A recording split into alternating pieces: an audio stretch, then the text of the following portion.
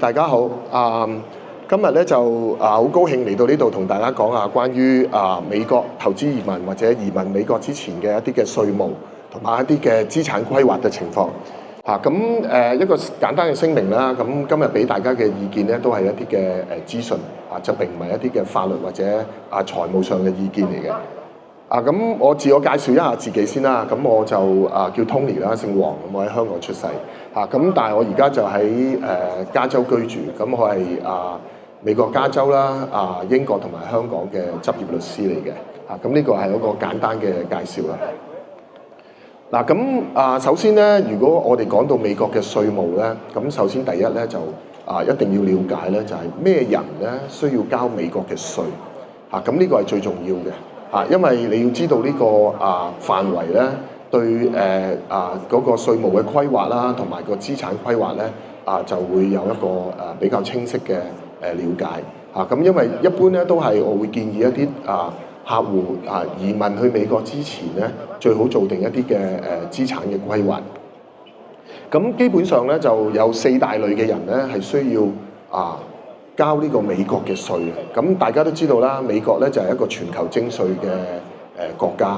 咁只要你係美國嘅居民稅務居民或者美國公民咧，基本上你就會需要有全球徵稅嘅。無論你嘅資產喺全球某一個角落，或者你嘅收入都需要交美國政府嘅稅，需要申報。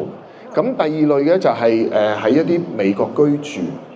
但係佢本身唔係美國人，亦都唔係美國居民，但係喺美國居住指定一個時間就係183日啦。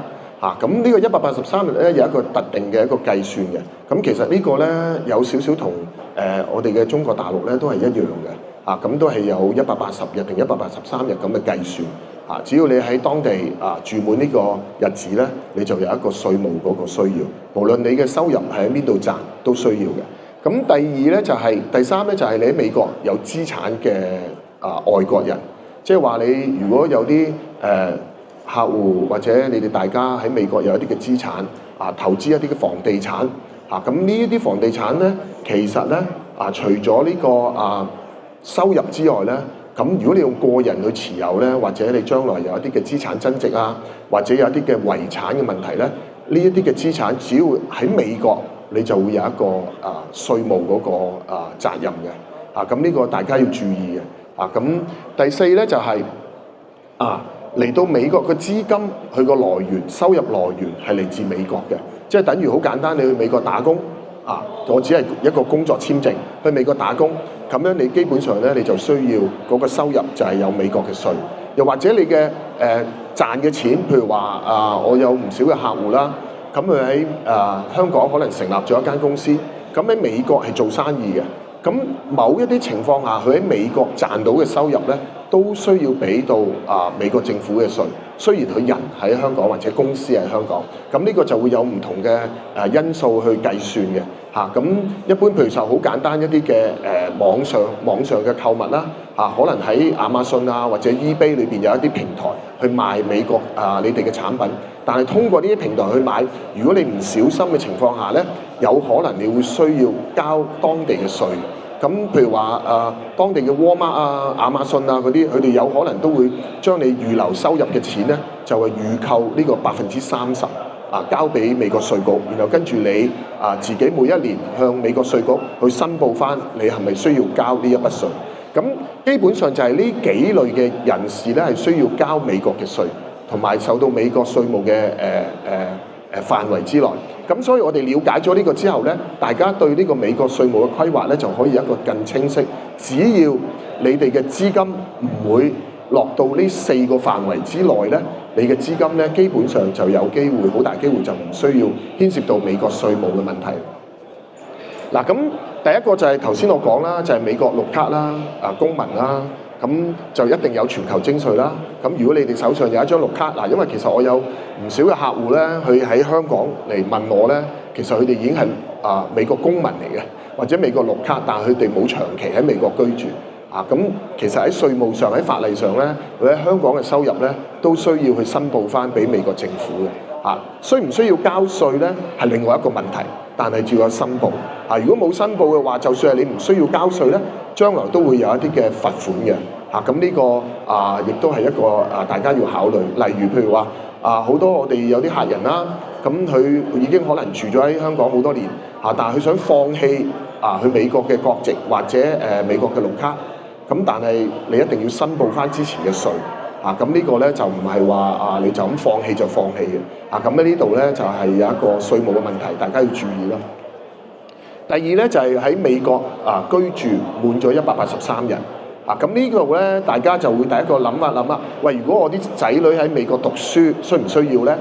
美國讀書如果係留學生咧，就有一個豁免嘅，但係呢個豁免咧只係5年。如果你喺美國留學已經係滿咗5年以上，咁第5年之後，基本上你就係等於一個美國稅務嘅居民。咁你裏邊賺到嘅錢或者喺香港賺到嘅錢都會有呢個稅務嘅問題。咁所以當然啦，如果一個留學生佢可能未必一定會賺到錢，但係如果你父母係打個比喻喺香港送咗層樓俾佢。或者送咗啲資產俾佢，但係已經過咗5年，然後跟住發生咗一啲嘅問題，然後跟住佢將間屋賣咗出去，或者將啲股票賣咗出去，咁就有一個資產增值稅。咁呢度咧就係可能大家要注意。咁只要點解我會講呢一個問題先咧？就係如果你做一個稅務嘅規劃嘅時候咧，好大機會咧你要將啲錢咧係會喺你攞綠卡之前咧，你要需要轉移嘅。咁喺轉移嘅情況下咧，你只要轉移收到你筆錢嗰啲人咧，亦都唔好。將來會跌入咗呢我啱啱講嗰幾個範圍裏邊。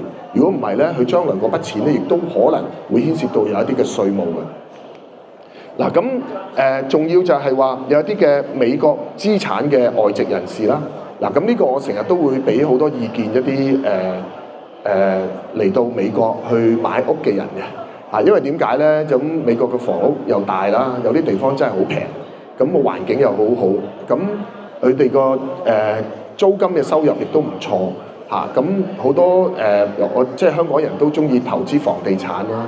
咁去到可能去玩或者有啲親戚朋友喺嗰邊住，咁就見到間屋好好喎，又有嗰啲當地嘅中介公司幫你管理咁有租金嘅收入。咁但係你會牽涉到一樣嘢，就係你喺當地嘅租金收入咧係要有交稅嘅。不管你係用公司嘅名義或者私人名義去持有呢一個房屋，都需要交稅。咁所以呢度你要控制到你嗰個稅務嘅收入有幾多。第二最重要嘅就係個遺產稅。遺產稅咧就如果唔係稅務居民咧，或者唔係美國嘅公民居民咧，個美國嘅遺產稅咧係好高嘅。咁當然啦，如果係一個公民或者綠卡嘅，佢嘅遺產稅一年咧咁個免稅額咧就係1500萬美金嘅。咁但係如果唔係嘅話咧，你只係得6萬蚊美金嘅免稅額。咁所以假設我好中意喺三藩市或者喺紐約咁可能嗰啲地方大啲啦，咁去到中部嗰啲地方可能細啲幽靜啲咁見到層樓可能40-50萬美金買咗，咁但唔覺意咁即係人生無常啦。咁如果有啲咩意外嘅情況下，呢一間屋咧就要扣翻6萬蚊嘅免稅額之後，就要俾遺產稅。咁所以呢度好重要，遺產稅最高去到40%。咁所以呢一個咧就要買屋嘅時候咧，就可能要做嗰啲規劃。咁要點樣去避免咗呢個遺產稅咧？其實有啲方法嘅。咁另外就係亦都要注意呢一啲房屋係咪將來會點樣去轉移啊？咁好多人都係可能最簡單嘅方法就係用間公司去持有啦。用間公司持有咁就變咗就冇咗呢個避免咗呢個遺產稅嘅呢個情況。咁呢個亦都係其中一個方法。另外就係呢個就好簡單，就係你只要喺美國打工，或者你嘅收入嘅來源係嚟自美國嘅，咁就有機會需要交呢個遺產個收入稅，我哋叫 income tax 啦。咁呢個就係基本上你主要都係去打工啦，但係有啲情況下你可能未必一定去打工嘅，可能你係做生意或者喺香港有間公司喺當地嘅一啲嘅網上嘅平台去賣嘢，咁你嗰啲合同可能喺美國度簽，美國亦都揾咗一個代理去幫你去做呢一啲嘢。咁喺呢啲嘅因素考慮之下咧，美國嘅稅局咧係有權認定你呢啲錢呢一啲嘅收入係嚟自美國嘅來源，咁就要交美國嘅稅。其實呢個計算嘅方法同香港咧基本上係大同小異嘅。香港嘅稅務都係以來源嘅為主要嘅目的啦，即係你嘅資金、你嘅錢賺嘅錢係嚟自香港啊，並唔係嚟自海外一啲離岸嘅，咁亦都要交稅。呢個原則咧係一樣嘅。咁所以呢度咧就係要睇清楚你嗰個喺美國係咪需要交稅？譬如話大家可能有一啲嘅做一啲嘅生意啦，或者一啲嘅網上嘅買賣，其實好容易中招嘅。因為有好多時你網上買賣譬如話我唔覺意可能你方便起見，我就揾咗一個當地嘅人嚟做我嘅 agent 嚟幫我，又或者我甚至乎喺當地成立咗一間公司去做呢樣嘢。你只要去有呢一啲嘅不同嘅行為，而呢啲建立咗嘅嘢存在喺美國嘅話咧，咁就會變成咧係你嘅資金咧賺嘅錢咧嘅來源係嚟自美國，咁你就要需要交稅。嗱，咁呢度有一個簡單嘅圖啦，就係點樣可以避免咗呢個美國嘅稅網啦。咁首先就係你係咪美國公民啦、居民啦？如果唔係嘅，你係嘅就有全球徵稅嘅，呢個就好簡單。如果唔係嘅，我就要睇下你係咪喺美國有一個居住超過滿183日嘅呢個情況。如果都冇嘅話咧，咁基本上咧你就去睇下一步啦。你有冇擁有一啲美國嘅資產？咁呢啲美國資產咧就有好大機會就需要交稅。如果都冇嘅話咧，咁就睇下你嘅收入有冇嚟自呢個美國。如果冇嘅話，基本上你過晒呢個關咧，你嘅資金咧基本上就唔需要受到美國嘅稅務嘅影響啦。咁呢個就係一個好簡單嘅圖，就可以話俾你知你點樣去避免咗呢啲嘅稅。咁大家了解咗呢啲情況之下咧，對呢個如果大家有機會準備去美國留學嘅時候，有可能留低，甚至乎我準備會移民去美國，或者去美國居住或者打工，咁你就要考慮你哋未來嘅資產點樣規劃到唔可以跌入去呢4個範圍之內。咁我哋明白咗呢個道理咧，對大家去規劃呢個美國嘅稅務同嘅資產咧，就會有一個好大嘅幫助。咁我哋最主要美國係最主要係邊3種嘅稅咧？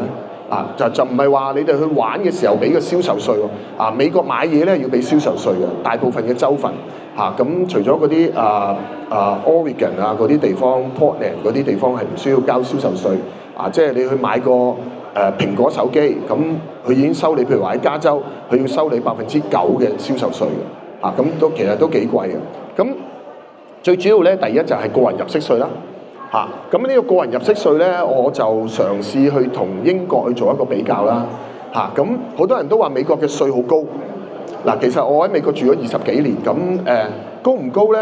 當然肯定係比香港高㗎啦。咁香港嘅稅係差唔多係一個好優惠嘅一個地方，做生意亦都係好好嘅一個地方。咁但係如果你去到美國居住嘅時候，係咪真係高得好離譜咧？其實並唔係嘅。咁你大家要睇清楚就係，因為美國嘅稅咧，佢個人嘅稅咧，佢哋嗰個彈性咧好大嘅。咁你會睇到有唔同嘅收入嘅範圍，佢要交幾多幾多嘅稅。相反你如果你話我而家準備去英國，英國裏邊你會睇到佢哋嗰個彈性係冇咁大㗎。你只要去到我用一個比例，譬如話佢個收入係下邊就係十幾萬就係15萬係咪？係啦，15萬。如果係15萬嘅話，喺美國你交嘅稅大約24%，但係如果你喺英國係45%㗎啦。咁呢個咧，我呢個係用美金嚟計算。咁就係你會睇到嗰個稅嗰個差距係好大。咁同埋你亦都睇到美國嗰個稅其實唔係話真係高得好離譜。因為大部分嘅美國人咧，如果去到24%，即係10幾萬至20萬之間咧，其實係大部分嘅美國人嘅收入咧都喺呢個範圍或者以下，所以佢哋嘅稅可能都係20幾，咁香港都10幾啦。咁其實就唔係話相差真係好遠。咁當然啦，你美國你又交咗咁多稅，亦都有相應翻嘅一啲嘅福利俾翻你嘅。咁呢個亦都係有唔同嘅分別啦，同埋考慮嘅因素。咁你會睇到美國嘅稅點解會咁樣？有時你會有一個好笑嘅聽到就係話美國人就唔中意 OT 嘅。我夠啦，我唔中意 OT， 其實係啱嘅，因為如果佢去到某一個點高咗嗰個收入，佢就要再交高啲嘅稅，咁我寧願唔做，我寧願唔 OT 啦。咁呢個就係佢哋有一啲嘅諗法啦。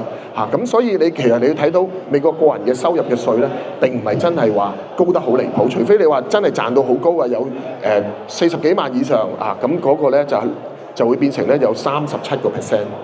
咁呢個就相對比較高，但係如果去到呢個薪酬嘅人咧，其實唔係真係話真係好多喎。咁但係如果你真係賺到呢個錢，譬如話做嗰啲 AI 而家做嗰啲軟件嗰啲工程師咧，佢哋嘅年薪係真係可以去到呢個嘅因為美國本身佢嗰個工資嘅收入相對比較高。譬如話一個做 AI 可以做AI 計算嘅平均嘅收入而家都起碼15萬美金至20萬美金起跳咁所以佢哋嘅收入係相對比較高。咁另外就係個資產增值稅啦。呢個資產增值稅咯，我諗對大部分嘅香港人嚟講咧，都係好抗拒嘅因為大家可能買屋炒股票賺到錢，但係喺美國好慘我哋買股票咧，我都唔敢亂咁去炒股票因為點解咧？你只要一買一賣，我每次我賺10蚊，我就冇咗3蚊噶啦，呢個就好正常。咁但係資產增值咧，裏邊咧會有分 long term 同埋 short term 嘅，即係話長期投資同短期投資。短期投資咧就係你1年之內你嘅賺到嘅錢嗰個收入咧就會放入去你嘅個人收入裏邊計算。咁如果你嘅收入高，你就會俾高啲；收入低就會俾低啲。咁如果你有 long term 嘅，即係話我超過1年嘅投資，你嗰個稅務咧就係最高都係20%。咁即係話喺美國，譬如話你買股票，佢係咁嘅形式，佢係鼓勵你啲人唔好隨便去買賣炒賣，你可能長揸嗰個股票我揸佢超過1年我先至買咁呢個係 make sense 喎。譬如話我咁樣去買上落，咁當然唔係次次都賺噶嘛咁如果我咁樣上落，最後扣埋嘅稅，可能我俾嘅稅係好高，我最後袋落袋嘅好少。咁但係如果我揸滿咗1年，我先至去賣，可能帳面上賺少咗，但係我個稅俾少咗咁其實條數都係一樣咁所以點解有佢哋鼓勵一啲投資人咧？美國就係鼓勵你長揸，就唔好短揸咁呢個咧就係一個佢哋嗰個稅務上嗰個起到嘅作用咯。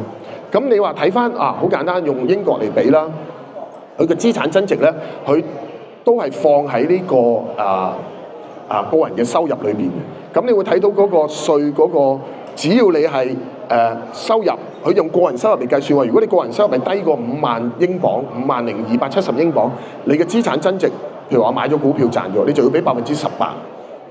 咁如果你係高過呢個數24%，咁佢唔理點樣，總之你嘅收入係呢個，你資產增值就係俾呢個，佢就冇話分 long term 或者 short term 呢個情況去計算。咁所以喺呢度咧就係話，如果你喺美國喺英國做咗一啲投資咧，都會面對一啲嘅資產增值嘅問題。咁其實係美國咧會係好彈性嘅咁所以你了解多咗嘅時候咧，其實你會睇到美國嘅稅咧就唔係話真係你哋想象中咁高同埋咁恐怖。咁最後咧就係我想同大家講就係個遺產稅咁呢個遺產稅咧就係大家都可能又會有啲陌生啦。咁又因為香港冇遺產稅噶嘛，已經取消咗好耐。咁喺個遺產稅裏邊咧，你會睇到咧美國嘅遺產稅嘅免稅額咧，差唔多係好高嘅而家呢一刻已經係固定咗一個永久嘅，就係1500萬美金遺產稅。咁如果兩夫妻就有3000萬美金。咁即係基本上大部分我可以咁講啦，大部分嘅美國人係唔需要俾遺產稅咁你高過1500萬美金以上先需要俾咁最高咧就係要40%啦。咁而你睇翻加拿大、英國同埋澳洲，你會睇到佢哋嘅遺產稅咧係肯定比美國係高咁所以呢度你會有一個比較啦。咁我哋用啲咩方法可以避免咗呢個稅務咧喺美國？咁可以快咁同大家講一講啦。咁第一咧就係好簡單，就成本好低嘅啫。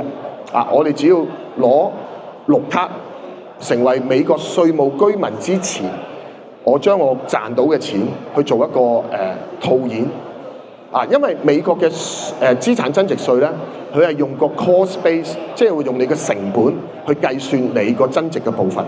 咁即係搞個比喻好簡單，我而家手上有一啲匯豐嘅股票，我50蚊買嘅，而家100幾蚊啦，我知道嚇。咁如果我聽日我會去美國登陸攞綠卡，我先至放呢個匯豐嘅股票，咁我個資產增值稅就70蚊，我要俾70蚊每一股，就係要俾資產增值稅。但係我今日起飛之前，我就賣晒佢120蚊，咁我賺嗰70蚊，我仲未係美國稅務居民，我就1毫子都唔使俾稅。我落咗機之後，我用120幾蚊再買翻去，明唔明啊？再買翻去之後，我個成本就變咗120幾蚊。啊，咁當然你賣咗之後，你賺咗你個股數就會多咗啦。其實你帳面都係一樣。咁我到120蚊之後，我攞咗綠卡啦，我用150蚊再賣翻出去，我個資產增值就只係30蚊。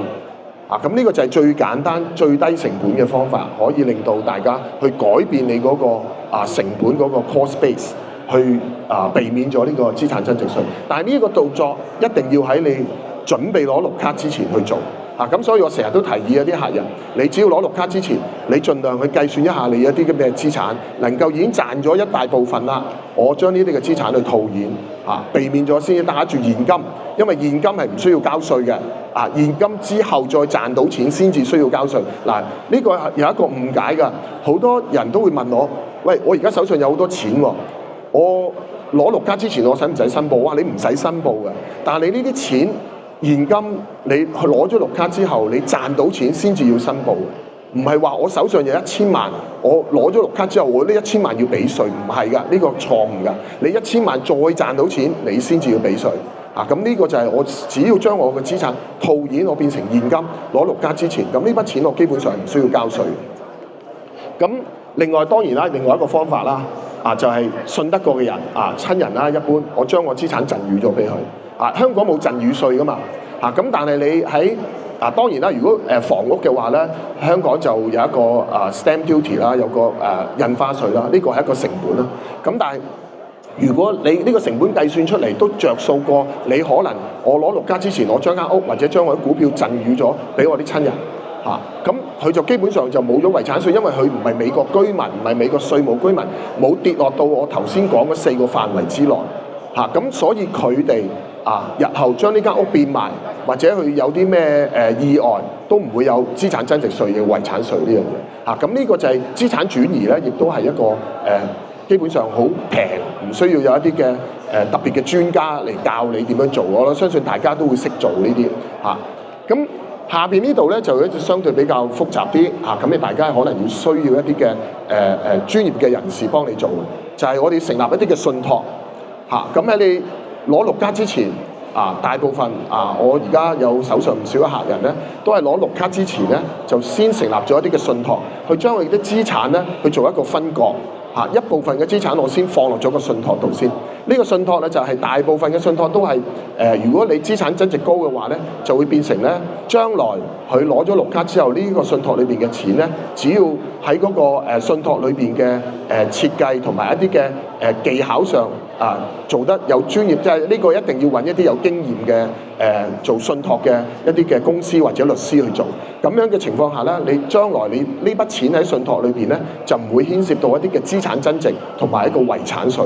咁呢個信託咧就係到時你係要將去揾一啲嘅專家去做啦。咁我打個比喻啦，就係譬如話頭先我講你嘅遺產稅嘅免稅額要1500萬美金。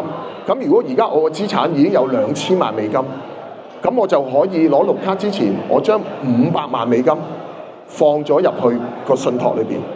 咁即係話我剩翻1500萬，係咪喺數字上我如果真係去到美國有意外唔喺度啦，我手上只係有1500萬美金，咁我就唔需要俾遺產稅，因為我另外嗰500萬已經放咗落一個信託裏邊。咁你就避免咗500萬要交遺產稅。咁呢個就係一個好簡單嘅一個 example。大家可以去諗個信託嘅作用喺邊度。咁當然啦，信託仲有一個承傳嘅一個目的啦。咁如果譬如話香港好多家族辦公室啦，佢哋都係做個目的都係承傳啦，就係將你嘅資產點樣可以順利轉移到你後代，可以代代相傳咁樣去用到嗰啲資產啦。咁亦都一樣就係即係信託，亦都有一啲我哋叫做 foreign grantor trust。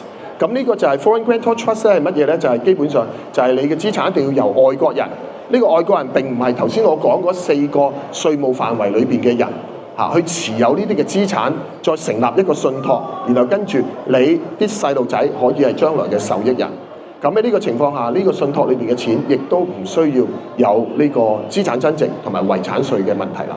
因為成立信託嗰個人係外國人，唔係美國居民，唔係美國稅務居民。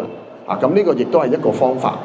咁當然最後啦，我可以講咧就係改變個 cost base 啦。頭先我所講呢度都會可能有啲嘅成本譬如你可能成立一啲公司去持有一啲嘅股票或者成立一啲公司去持有一啲美國嘅房產。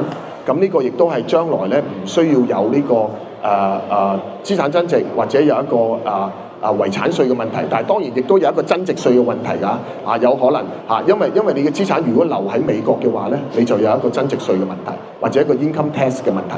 咁基本上咧，今日咧就大家就到呢度為止啦。咁我哋個 booth 咧就喺前面嗰度，就係 ALC 美國投資移民區域中心。咁我哋除咗做呢個投資移民以外咧，美國投資移民之外，我亦都會俾一啲嘅意見，同埋去幫大家去做一啲嘅資產同埋稅務嘅規劃嘅。如果大家有興趣，可以嚟我個 booth 嗰度，我1對1可以同你哋去傾。咁今日到呢度為止。多謝大家，多謝大家。